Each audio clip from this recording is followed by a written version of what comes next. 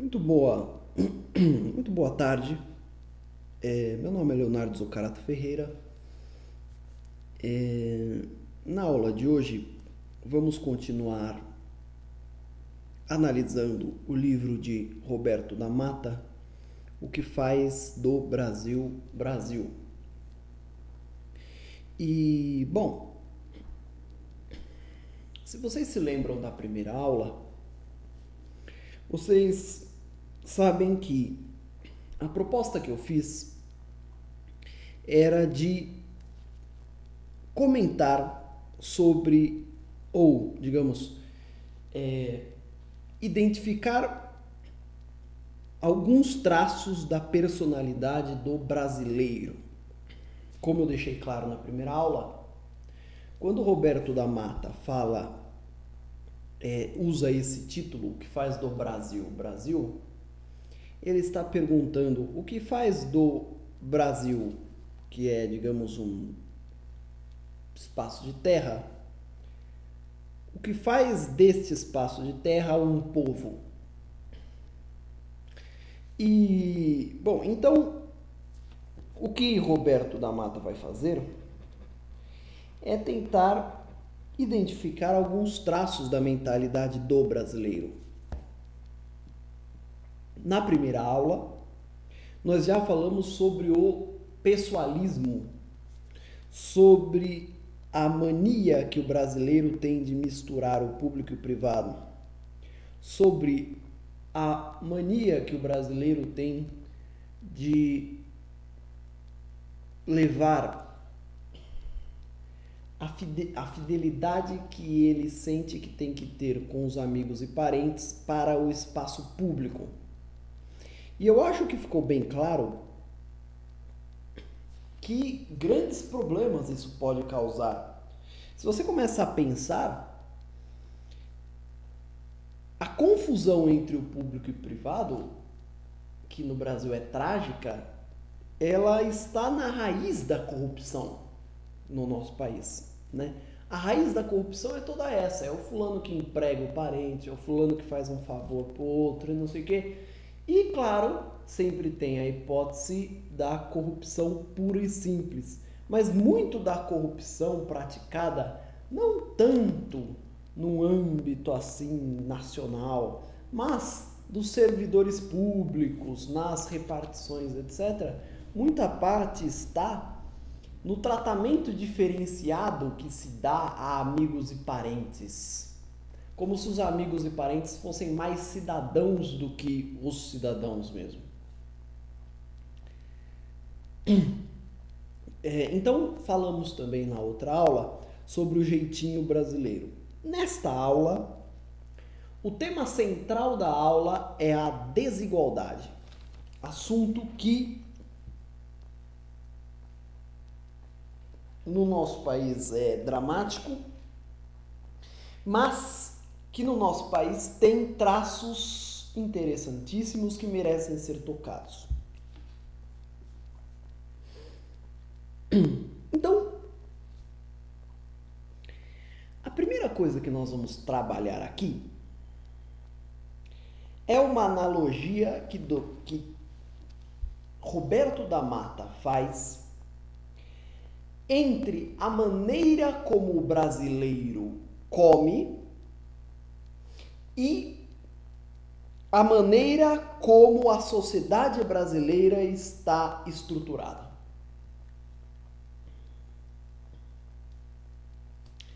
Vamos lá. Vamos iniciar a análise. Existe uma peculiaridade no modo como o brasileiro come.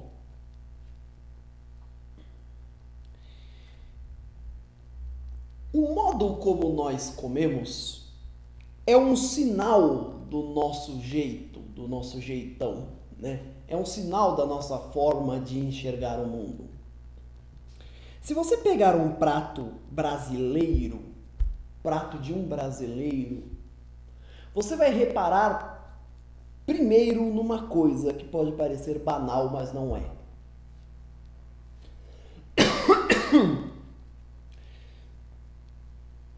O prato do brasileiro ele não tem divisões dentro do prato. Então, o brasileiro, quando vai comer, põe tudo no mesmo prato e, de preferência, quando começa a comer, mistura tudo. Ainda, o brasileiro não tem o costume de dividir a comida em momentos. Então, por exemplo, entrada, pratos leves. Eu não entendo dessas rituais da culinária, né? Mas a gente sabe que em vários países a comida ela é um ritual fragmentado, né? Então o fulano come um prato, depois come outro, depois come a salada, depois come o prato principal, depois come a sobremesa, não sei o quê. Isso não acontece no Brasil. Isso acontece nos lugares do Brasil onde há forte influência estrangeira. Mas quanto mais você se aproxima do Brasil popular, mais você percebe que o brasileiro não faz essa divisão. O brasileiro come tudo ao mesmo tempo. E o brasileiro, o brasileiro, por exemplo, junta, na maioria das vezes, a salada e a comida principal. Não há um momento onde só se come salada, aí depois um espaço de tempo, depois um momento onde só se come tal coisa, depois mais um espaço de tempo. Quando muito, o brasileiro divide entre refeição e sobremesa. Essa é a maior divisão que existe, mas o resto não tem divisão. Então, este é um aspecto da forma como nós comemos. Eu vou mostrar, eu vou chegar em algum ponto interessante. Não precisa ficar preocupado não. Depois, existe mais um dado. Sempre que nós podemos, nós comemos coisas misturadas. Isso é o Brasil. O brasileiro adora misturar a comida. E isso está simbolizado no prato principal do brasileiro, que é o arroz e feijão. A mistura. Quem nunca fez isso? Bota tudo no prato e mistura. Vale lembrar que o brasileiro tem em um dos seus pratos favoritos a farinha.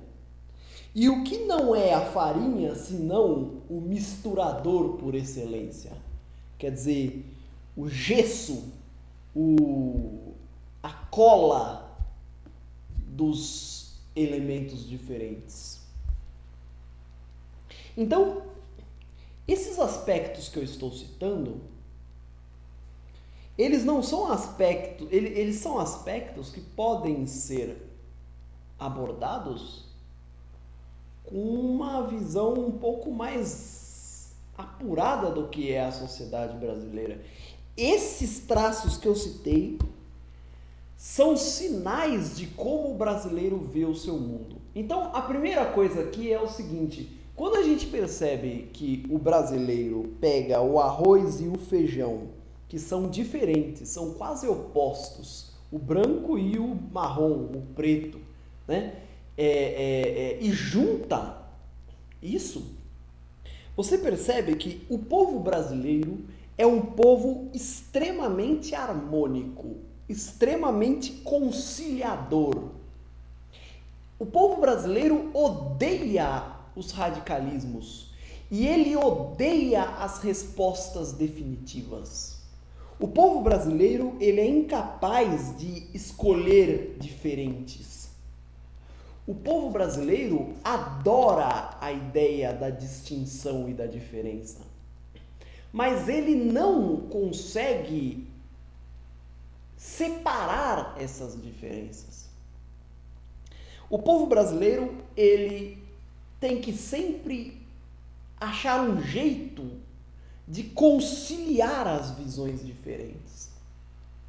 Esse caráter harmônico do brasileiro é aquela busca de agregar os opostos, os diferentes, numa mesma massa. Isso é típico do brasileiro. O brasileiro odeia ter que escolher entre um e outro. Imponha uma escolha entre um e outro e o brasileiro achará uma terceira via, que é misturar os dois e achar um terceiro elemento. Tá? Então, este gosto pela harmonia e pela mistura, que não é só da comida, ele tem lá seus pontos positivos e seus pontos negativos na sociedade. Mas o interessante aqui para nós é que a mistura de diversos elementos que o brasileiro faz, ela não deixa de deixar claro, quem são os principais. Então vamos voltar aqui ao prato de comida. Quando o brasileiro põe lá arroz, feijão, bife, salada no prato de comida, ele os mistura para comer. Isso poderia ser uma prova de que o brasileiro é um povo que busca a igualdade, a mistura, né? O encontro entre diferentes, etc. Mas existe uma grande sutileza aí, que é o seguinte: por detrás dessa mistura, existe muito claro a ideia de quem são os atores principais e quem são os coadjuvantes. Então, por exemplo, o prato do brasileiro é arroz e feijão e mais alguma coisa. Você pode comer arroz, feijão e bife, arroz, feijão e ovo, arroz, feijão e frango. Agora, raramente você vê o brasileiro comendo frango, bife e ovo no mesmo prato. Esses três, sem arroz e feijão. Por quê? Porque é muito claro que o arroz e feijão não pode faltar. Por quê? Porque eles são os principais. E o bife e o frango são coadjuvantes. Então veja, o prato do brasileiro, aparentemente, ele é muito democrático, porque ele mistura todo mundo. Mas é uma democracia, é uma mistura que tem os seus principais e os seus coadjuvantes. Ora, a sociedade brasileira também é igual.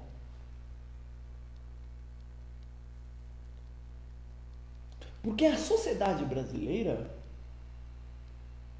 ela não é exatamente, ela não constrói, a sociedade brasileira, ela não constrói barreiras físicas claras, veja, barreiras físicas claras entre os grupos sociais, não. No entanto, as barreiras existem. Então, quando a gente fala em desigualdade, a gente está falando do quê? Desigualdade é a ideia de que existem pessoas melhores do que outras pessoas. Isso é desigualdade.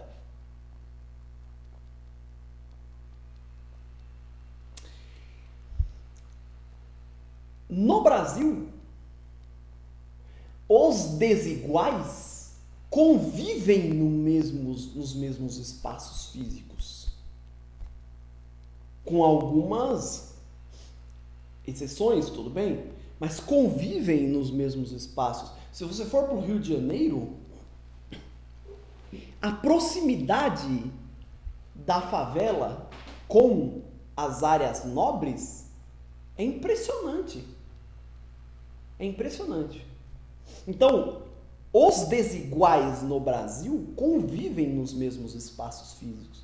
No entanto, a desigualdade é clara. Por quê? Não pela barreira física, mas porque há uma barreira simbólica. Então, este aspecto da mentalidade brasileira vale a pena ser ressaltado. Ao mesmo tempo, o povo brasileiro é um povo que busca a harmonia, a mistura, a conciliação dos diferentes. Mas, por outro lado, o brasileiro é um povo que ama a ideia de distinção, a ideia da desigualdade. A desigualdade no Brasil,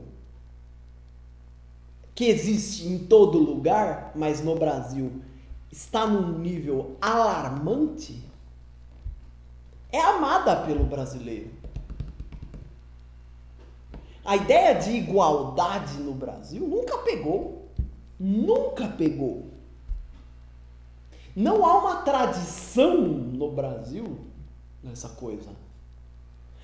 A nossa história é feita de privilégios atrás de privilégios.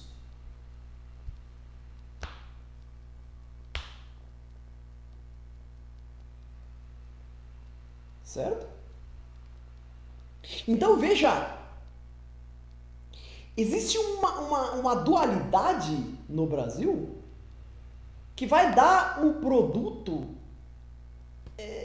interessantíssimo, curiosíssimo, que é o seguinte: por um lado, o brasileiro é um cara que ama a ideia de ser diferente, distinto, de aparecer, de se sobressair das massas, de aparecer na televisão, etc. Ele ama essa ideia, ele adora, ele odeia a ideia de ser igual aos outros, a ideia de ser cidadão, a ideia de ser como os outros. Não, ele quer distinção. Mas, ao mesmo tempo, me parece que ele tem assim, uma espécie de vergonha dele mesmo. Então, ele se mistura. Ele promove uma mistura entre os diferentes. Ele busca construir um mundo harmônico. E assim, dessa dupla dualidade, surge um produto interessante, que é uma hierarquia velada de valores. As pessoas no Brasil valem mais do que outras.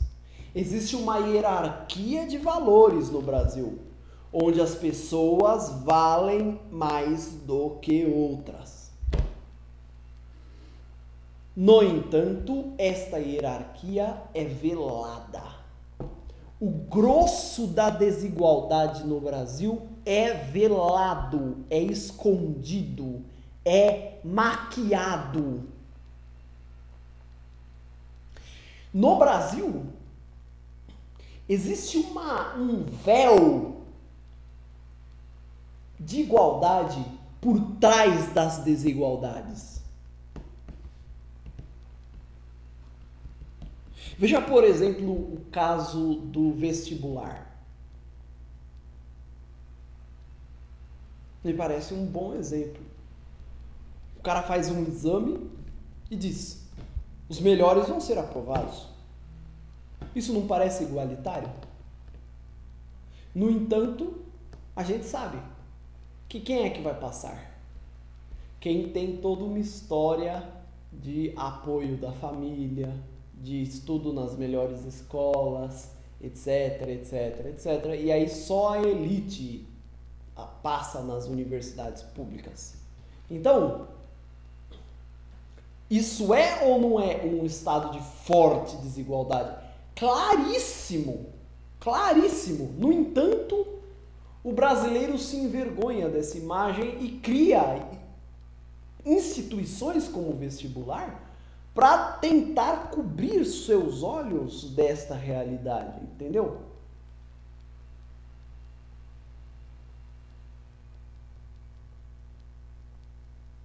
Então veja, se nós somos um povo que ama tanto a ideia da desigualdade, mas que ao mesmo tempo parece se envergonhar dela e parece querer misturar os desiguais, isso dá origem ao que da Mata vai chamar de desigualdade simpática. Essa expressão é excelente, desigualdade simpática. Isto é o seguinte: eu sou o teu opressor, eu vou te oprimir, eu vou sugar o teu sangue, mas eu vou ser simpático com você e você vai ser comigo. Quer dizer, pegue o exemplo das empregadas domésticas. A maioria das empregadas domésticas são milenares e se dão muito bem com a família. Mesmo que todos saibam que elas valem menos do que a família. Você entendeu agora o que é a desigualdade simpática? É assim, somos absurdamente desiguais. Mas vamos aqui fingir que estamos em pé de igualdade. É o que acontece com o prato de comida do brasileiro. Eu, arroz e feijão, sou muito mais importante que o frango. Mas como estamos no mesmo prato, vamos dar aqui a impressão de que somos iguais. E qual é o resultado disso? É que a desigualdade fica muito mais difícil de ser combatida. Porque em alguns lugares a desigualdade é muito clara. É óbvia. Ela aparece. E no Brasil? Veja a palavra que eu vou usar.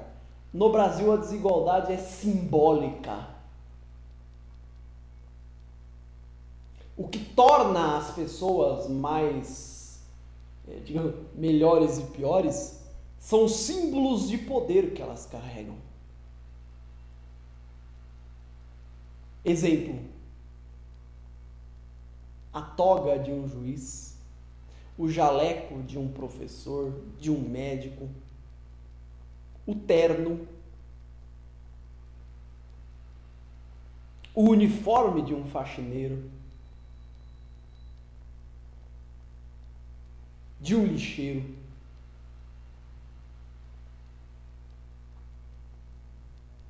o carro.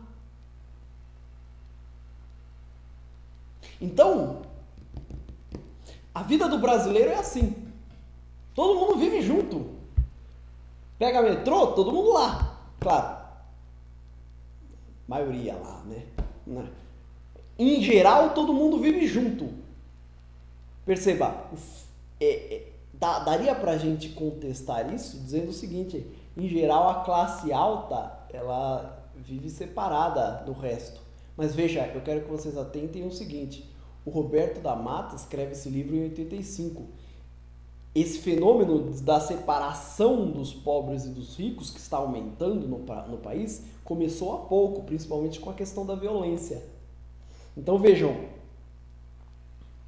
no Brasil, em muitas oportunidades, o rico convive com o pobre, seja a empregada, seja o rico, que é o dono, o empresário, o dono de uma loja, e tem lá os trabalhadores. Então o rico convive muito com o pobre. Como o arroz convive com o feijão, que convive com o frango. Mas esta convivência no Brasil não deixa de deixar claro quem é que vale mais. Por quê? Porque quem vale mais trata de se vestir com símbolos que deixam claro quem ele é. Símbolos de poder. Então no Brasil é assim. Você abre a Constituição e está escrito lá: todos são iguais perante a lei. No entanto, se eu for fazer um pedido e depois um cara com uma toga for fazer o mesmo pedido, os tratamentos serão completamente diferentes. Ou seja, a desigualdade no Brasil é simbólica, altamente simbólica.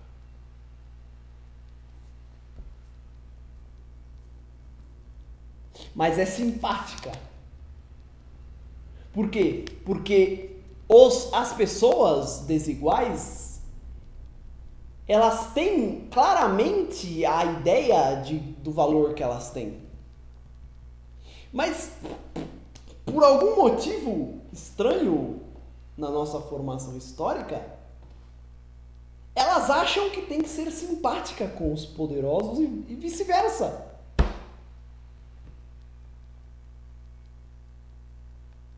Existe uma espécie de companheirismo por detrás dos abismos simbólicos de desigualdade.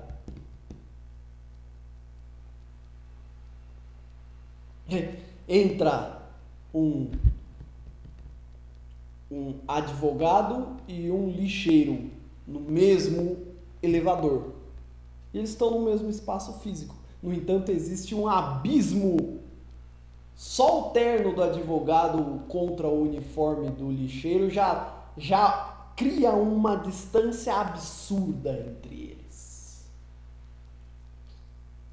Então, o grosso da desigualdade brasileira é simbólica. Quer dizer, os mais fortes carregam símbolos que deixam claro quem eles são. E funcionam. Tá bom?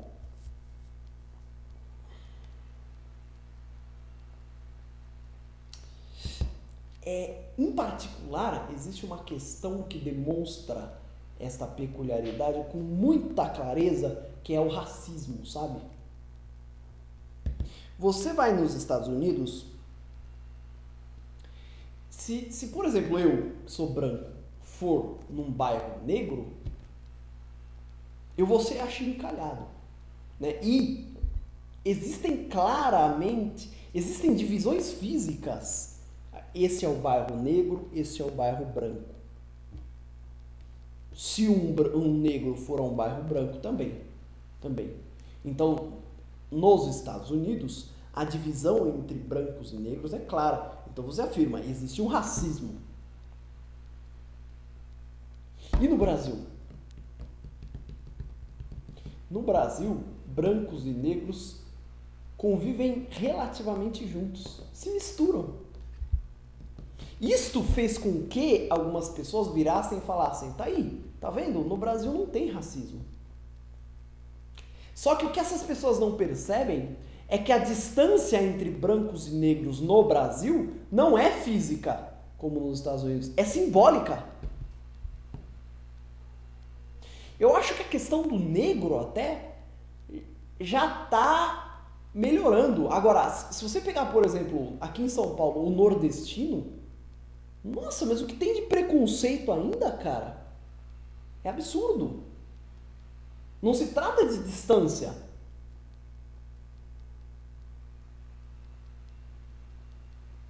Trata-se de um sinal. É como se houvesse uma certa aceitação coletiva de que a minha origem paulistana vale mais do que a do nordestino. Isso não se vê. Pode estar eu aqui e um nordestino do meu lado. Isto não se vê. Esse é o caráter do racismo no Brasil. É um racismo velado, é um racismo escondido, é um racismo simbólico e por esses motivos é muito mais difícil de ser combatido.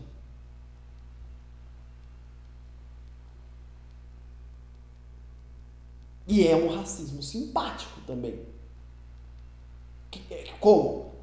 Em vez de falar seu negro safado, você faz uma piada. Simpática. Não, isso aqui é só uma piada. Mas a piada é o jeito mais covarde de criar estereótipos.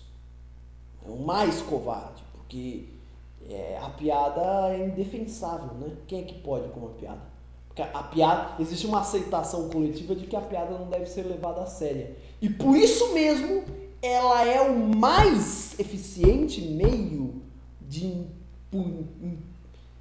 impingir uma pecha social em alguém.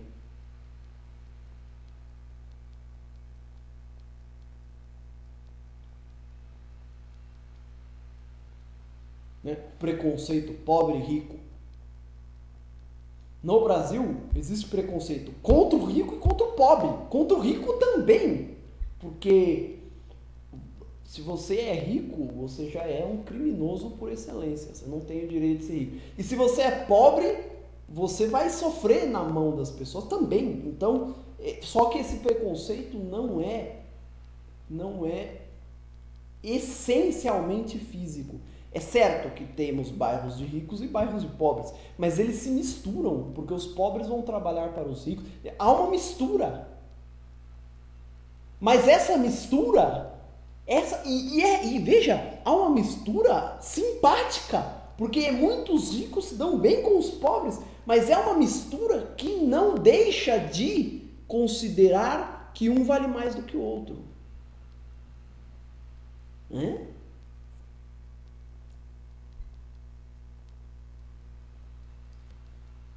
Então isso é notável na sociedade brasileira. E quando eu falo notável, eu não estou julgando valores.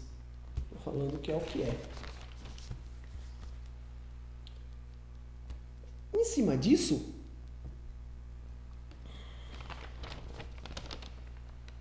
avançando nessa ideia, né? No Brasil, quando eu falo assim, gente, quando eu falo no Brasil, é claro que muito do que eu estou falando existe nos outros países, mas são coisas típicas do Brasil. Típicas do Brasil. São traços típicos.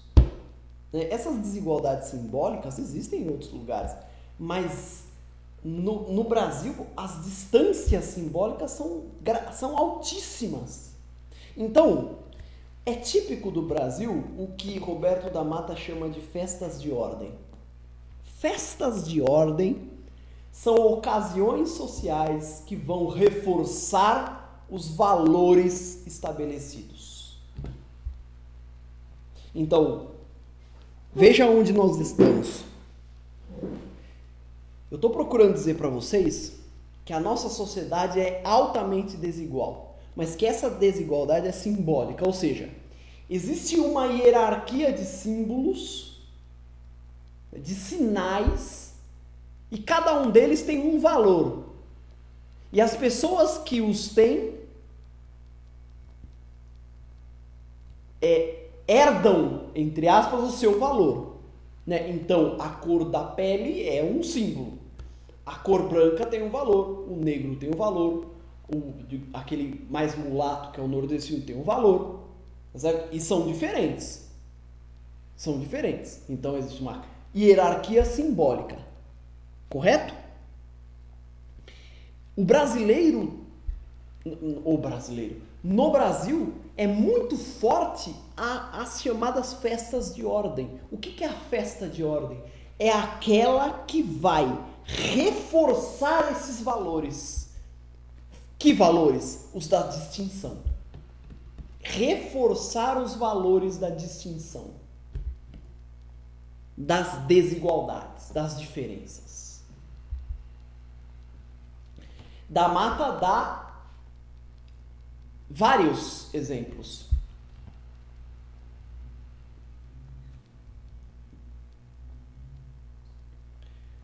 Um dos exemplos que nós podemos trabalhar é a formatura. A formatura, você faz uma faculdade, Final da faculdade você tem a formatura. Aí como é que é? Você vai lá num lugar de festa, festa de ordem, certo? Você vai na festa e você vai com uma roupa especial para ser identificado, tá? E aí você é separado do resto da multidão. Por quê? Porque a festa de ordem precisa deixar bem claro quem são os protagonistas e quem são os espectadores. E aí, o que é a festa de ordem? Qual é o objetivo da festa de ordem? É realçar, vejam, a investidura de um papel social em alguém. Papel social este que vai ser um objeto de distinção. A festa de ordem celebra a distância social. Por quê? Porque a festa de ordem o que faz? Você vai lá, você é separado do público e a festa de ordem é como se a sociedade dissesse assim, ó, esses daqui que estão separados são os novos advogados. Vejam, agora são advogados. Agora devem ser tratados como advogados. Sobre eles investe o papel advogado. Sobre eles o valor advogado é agregado. Agora eles devem ser tratados como advogados. O valor deles aumenta. As festas de ordem essencialmente fazem isto. Celebram a distância social. E depois que a distância social foi investida, aí é que libera-se os investidos para se misturarem novamente com o público. Mas aí é uma mistura já reconhecida e legitimada. Quer dizer, você mistura sabendo que aquele lá é o advogado. Como você mistura o arroz com o bife sabendo que quem é o arroz e quem é o bife.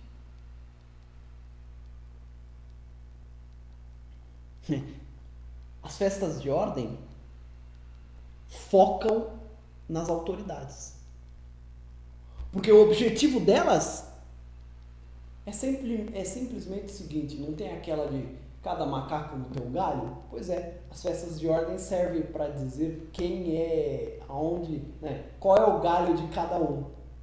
Então você pega outro tipo de festas de ordem, os desfiles militares, cívicos, aparece lá o general andando, não sei o que, a tropa andando e o público de lado. Quer dizer, há uma barreira entre público e aqui as pessoas que vão ser distinguíveis, certo? E aí, é claro, a festa de ordem vai reforçando os galhos de cada macaco. Então é por isso que as autoridades, segundo a sua importância, precisam aparecer separadas das demais. Tá? Separada das demais. As festas de ordem também consagram aquela pessoa em um símbolo de distinção que no Brasil ainda está muito em alta, que é a linguagem. A linguagem faz parte desse papel social, dessa investidura. Sabe por quê? Porque se eu me formei em direito, eu devo falar como um advogado. E eu devo escrever como um advogado. E como é que um advogado escreve? De um jeito que as pessoas comuns não podem entender. Se você lê uma sentença, um ofício, um livro de direito, você não vai entender. E é assim que é feito para você não entender. Porque o objetivo da linguagem é separar simbolicamente quem é advogado, quem é formado em direito e quem não é. criando uma barreira simbólica de distinção, ou seja, somente os distintos podem ler aqui. As festas de ordem reforçam este culto, reforçam a necessidade daquele que está sendo investido num papel social falar como deve ser dito. Ok? É por isso que você não consegue entender o que os médicos dizem né? A linguagem da medicina é codificada. E do direito também. Codificada. Quem nunca pegou aquelas coisas, papéis médicos? Não é que o cara escreve mal, não. Diga, papel de óbito. Aí ele morreu de oblíqua. Ninguém entende nada. Claro que não. Só os médicos entendem e é assim que eles fazem de propósito. Por quê? Porque este é um sinal de distinção social, como no direito também. Eu estou falando dessas duas áreas porque são áreas muito bem estabelecidas no Brasil. As outras não fazem o mesmo porque não se estabeleceram, porque não conseguiram legitimidade para tal, né? No direito isso é muito claro. A linguagem jurídica, não obstante todos dizerem, não, a lei é para todo mundo, mas a linguagem jurídica é codificada para quem foi investido do poder do direito, entendeu? Para o poder do direito. Quer dizer, a ponto do cidadão comum não ter o direito de entender a lei. O entendimento que prevalece é o do campo jurídico. Então você começa a entender o seguinte, todos são iguais perante a lei, mas o cara de toga entende a lei. E o outro lá, o carinha lá, não entende. Ele não consegue entender. Por quê? Porque ele não se apropriou dos mecanismos da linguagem. O que é a festa de ordem? É a festa que celebra essa distância que há entre eles. Uma distância simbólica gigantesca.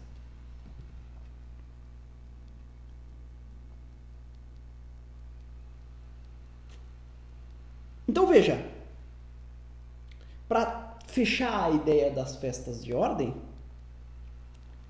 as festas de ordem são um rito de reforço. Rito de reforço. Por quê? Marcam o reforço de uma distinção qualquer tão adorada pela nossa sociedade. A mesma coisa acontece se você, por exemplo, algum dia passar num concurso para juiz, você vai ver que tem toda uma cerimônia, lá é a mesma coisa.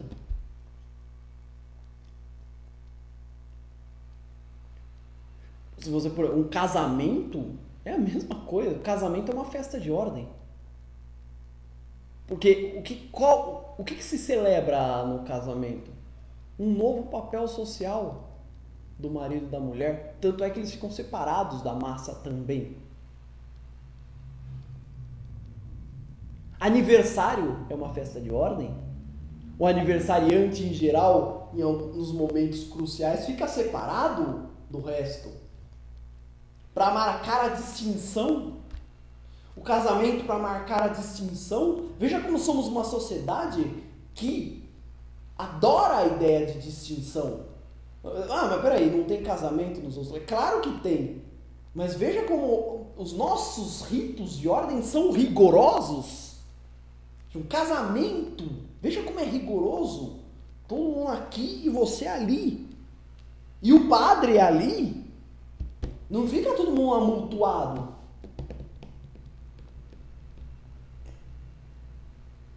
Né? E os padrinhos, quer dizer, é uma série de atribuição de valores. O padrinho vale uma coisa, o noivo vale outra coisa, não sei quem fala, não, o padre vale uma coisa. E aí como você vai dizer que não somos uma sociedade desigual?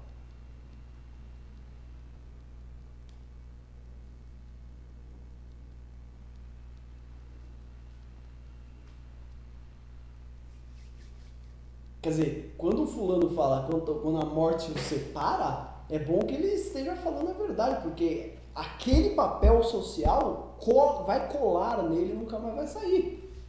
Agora você é um marido. Entenderam? Então, enfim, para fechar aqui, né? O rito de reforço, as festas de ordem são rito de reforço. As festas de ordem são rito de reforço. Marca de uma sociedade que adora a distinção. Então veja, estou usando esses exemplos apenas para mostrar como nós adoramos a ideia de distinção, de ser o diferente, de ser o centro das atenções. Não é nas festas de ordem que nós somos os diferentes. As festas de ordem reforçam as diferenças, estabelecem simbolicamente as diferenças, mas não é nelas. Nós somos o tempo todo. Só que o tempo todo nós estamos misturados. De vez em quando nós precisamos fazer uma festa de ordem aí para lembrar as pessoas quem é quem. Né? Então aí vai o presidente desfilando sozinho, o outro ali sozinho e o público todo aplaudindo. Aplaudindo o quê? Aplaudindo sua própria miséria. Beleza?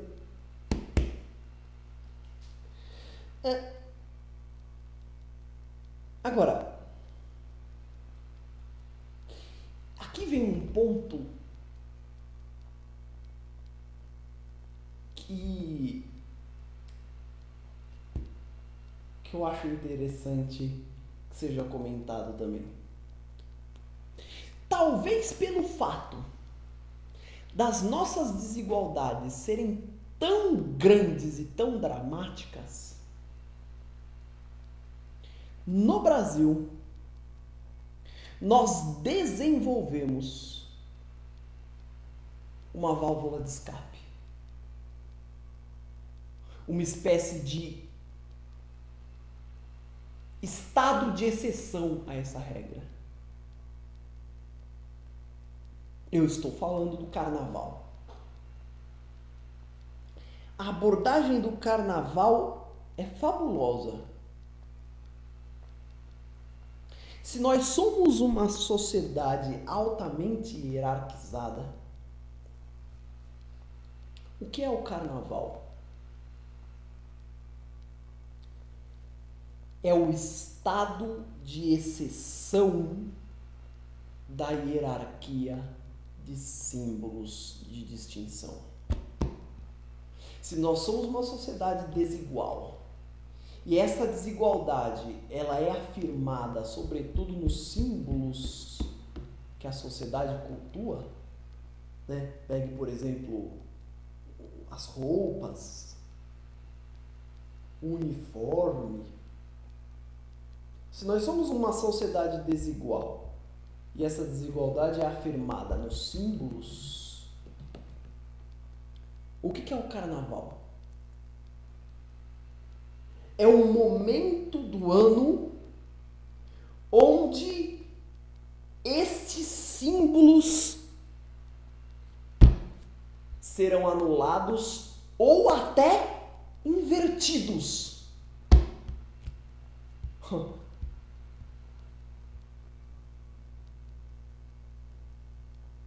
Ou seja,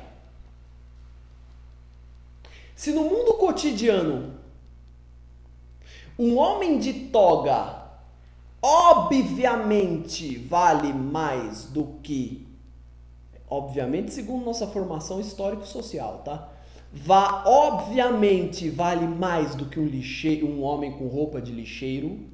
Se um cara de toga no dia a dia vale mais do que um cara com a roupa do lixeiro, no carnaval essas diferenças se anulam ou até se invertem. Lembrem-se, por exemplo, num dos carnavais anteriores, que tinha aquele cara que era lixeiro no Rio de Janeiro e ele desfilava na passarela lá. Não lembro. Ora, Por que não aparece nenhum juiz, nenhum cara vestido de juiz para sambar na passarela? Porque ele não precisa da passarela para se distinguir. Ele já se distingue todos os dias. Agora, o que é o carnaval? É uma espécie de válvula de escape. Uma panela de pressão que tem que fazer escapar um pouco da sua pressão. Então, o carnaval é um momento onde toda essa desigualdade é anulada. Se no mundo real um homem de terno vale mais do que um homem sem terno, no carnaval eles valem o mesmo.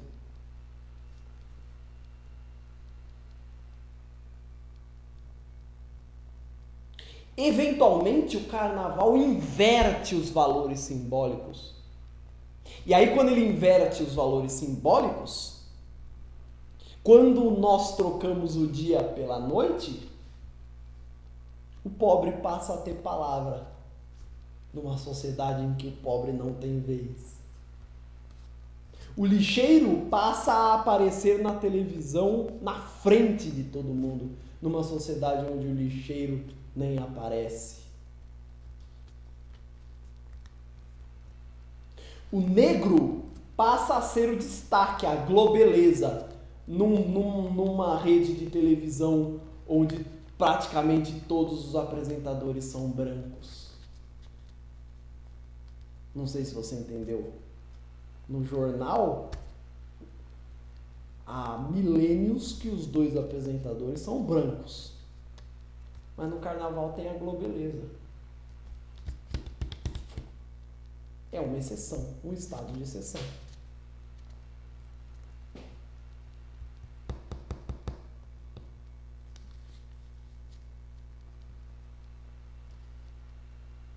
No carnaval, a censura é momentaneamente paralisada.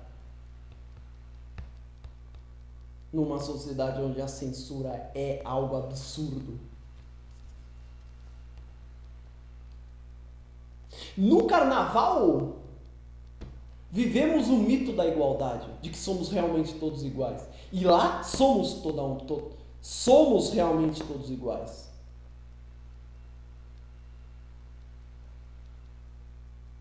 No carnaval, o seu jaleco não vale o mesmo que o meu. A legitimação que o seu jaleco tem perde os efeitos. É por isso que você é capaz de nem ir com ele.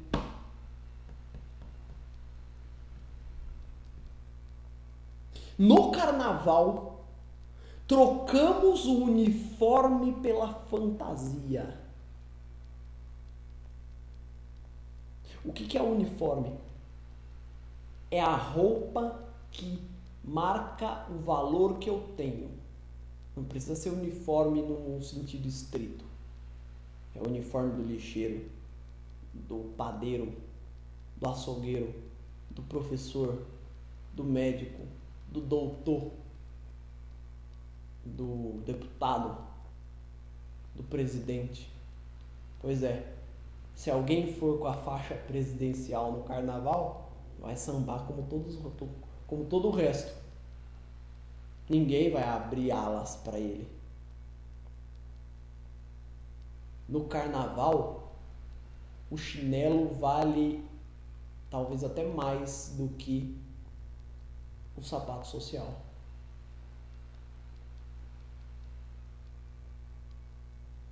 Poderia ser maravilhoso. Poderia ser o sinal de que somos uma sociedade igualitária que tolera o diferente, se não fosse uma boa exceção. Se não fosse uma exceção.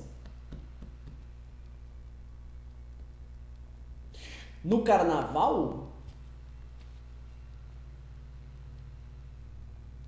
vivemos o mito da fantasia. Que fantasia? A ausência da miséria.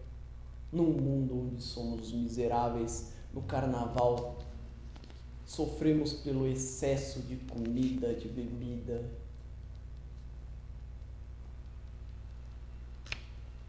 Numa sociedade extremamente conservadora a respeito do sexo, no carnaval nós nos libertamos.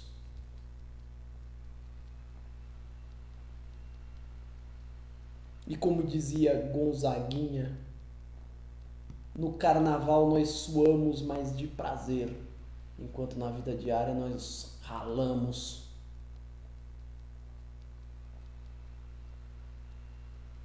No carnaval a vida deixa de ser um castigo. E no carnaval não há pecado.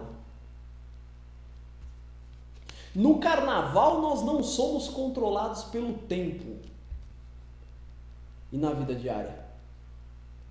Faça 1 minuto a mais de horário de almoço no teu trabalho e, a não ser que você for amigo do rei, aí você pode fazer 10 horas de almoço.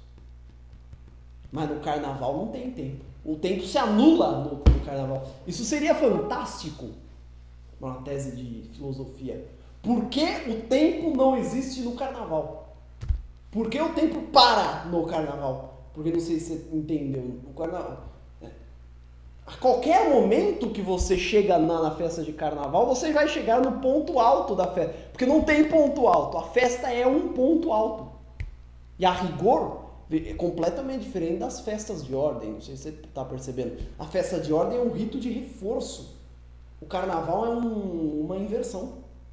Então é diferente porque a festa de ordem é uma formatura. Você não pode chegar atrasado. Se chegar no meio da formatura, você vai perder uma parte. Agora, no carnaval, não faz diferença se você vai chegar no meio, atrás, na frente.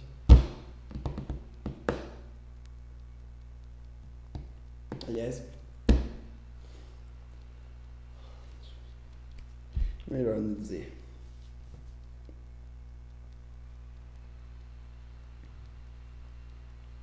No carnaval as formas são abolidas. Formas? Não sei se você entendeu. No mundo cotidiano, o mundo cotidiano é um mundo de formas. E as festas de ordem o que faz é afirmar as formas. O advogado tem uma forma de agir, forma de vestir, forma de falar, forma de se comportar e todo mundo tem a sua, respeitando o seu papel social. No carnaval não tem isso. No carnaval não tem estranheza. Porque o carnaval é um estranho. É um grande Dionísio. Será que Nietzsche gostaria do carnaval? Talvez fosse o sonho dele um grande carnaval ininterrupto. Enfim, no carnaval vivemos o mito da igualdade. Até o momento em que